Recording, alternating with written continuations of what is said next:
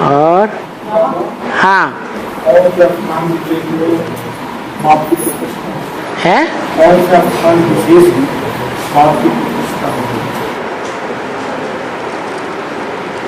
ऐसे तो बाबा ने बोला देखेंगे दुनिया के किस कोने से बाप प्रत्यक्ष होता है। तो भक्ति मार्ग में भगवान का प्रत्यक्षता रूपी जन्म कौन से स्टेट में गाया हुआ है? यूपी है? कोई स्टेट है जहां भगवान बाप का मनुष्य रूप में प्रत्यक्षता रूपी जन्म गाया हुआ है? जैसे बच्चा जन्म लेता है तो जन्म लेने से पहले अप्रत्यक्ष था, गुप्त था, और जन्म लेने के बाद प्रत्यक्ष हो गया तो जन्म कहा जाता है। तो कौन सा स्टेट है? उत्तर प्रदेश। अब उत्तर प्रदेश में भी कोई कहते हैं राम भगवान, कोई कहते हैं कृष्ण भगवान, कोई कहते हैं शंकर भगवान। ये तो तुंडे तुंडे मतिर्भिन्ना, मनुष्यों की विकारी बुद्धि ने ये भेद पैदा कर दिया। क्योंकि भगवान तो अनेक नहीं होते, भगवान एक ही हो सकता है। अब वो फैसला करना पड़े कि त्रेता युग का 14 कला संपूर्ण राम भगवान, सतयुग का 16 कला संपूर्ण कृष्ण भगवान या नारायण भगवान।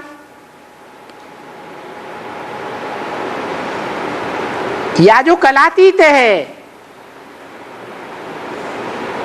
कलाओं में जिसको नहीं गिना जा सकता,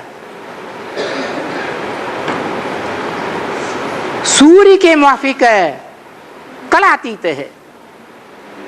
सूर्य की कलाएं गिनी जाती हैं क्या? ऐसे कलातीत है, वो भगवान हो सकता है। भगवान को भी कलाओं में बांधा जा सकता है क्या? बांध सकते हैं? अरे भगवान तो कलाहीन मनुष्य को कलयुग में 16 कला संपूर्ण नारायण बनाता है। नर से नारायण बनाने वाला है। वो कलाओं में बंधे हुए मनुष्य कैसे भगवान हो सकते हैं?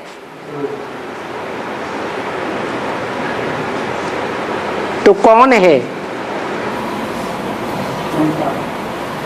यूपी में वो नगरी कौन सी है जो ज्ञान की नगरी मानी जाती है सारे विश्व में? बनारस। जहां से ज्ञान का बना बनाया रस निकलता है, बनाना नहीं पड़ता। वो तो यादगार बनाया हुआ है भक्तों ने। जड़ गंगा नदी के किनारे, जड़ पानी के किनारे है तो ज्ञान गंगा की बात।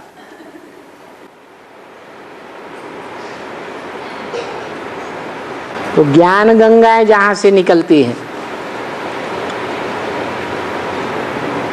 और जहां स्वयं भगवान ज्ञान का रस तैयार करता है और उस ज्ञान के रस को जो पीते हैं, उन्हें पीने वालों में जो अव्वल नंबर पढ़ाई पढ़ने वाले ब्राह्मण हैं, वो भगवान को पहले पहचानते हैं।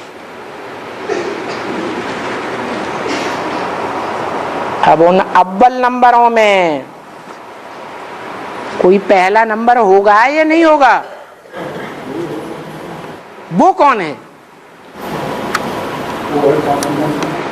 हाँ जी, काशीनाथ कहा जाता है।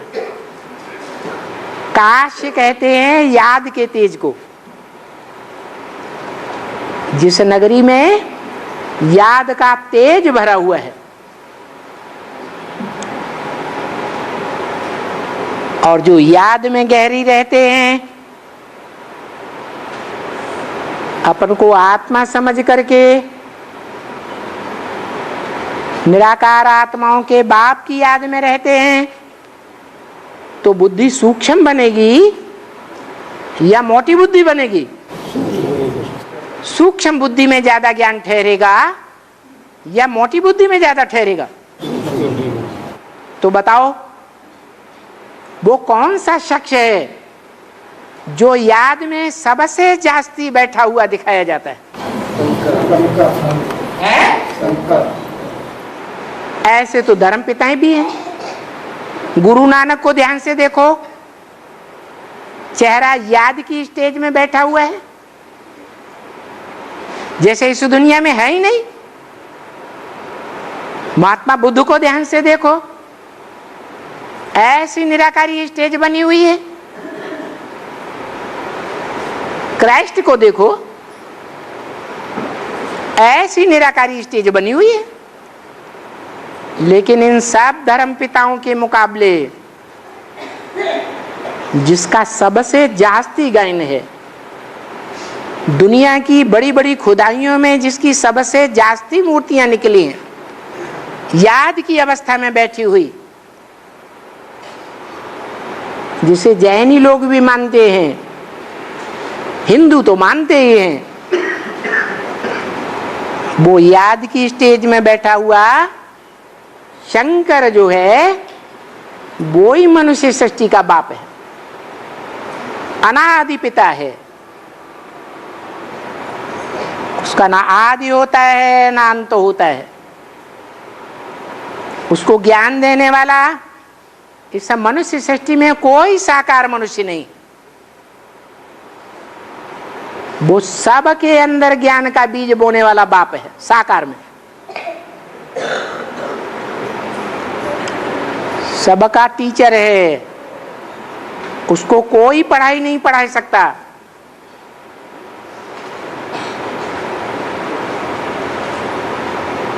और सदगुरु तो साकार ही होता है। सुंदर मेला कर दिया जब सदगुरु मिला दलाल, वो दलाल के रूप में साकार सदगुरु झाड़ के चित्र के ऊपर बैठा हुआ है। क्या कर रहा है? सब आत्माओं को सत गति, सत माने सच्ची, गति माने चाल, मन बुद्धि रूपी आत्मा की चाल ऊपर को जाए वो सच्ची गति, या गड्ढे में जाए वो सच्ची गति। तो सदगति में ले जा रहा है, इसलिए वो सच्चा सदगुरु भी है। और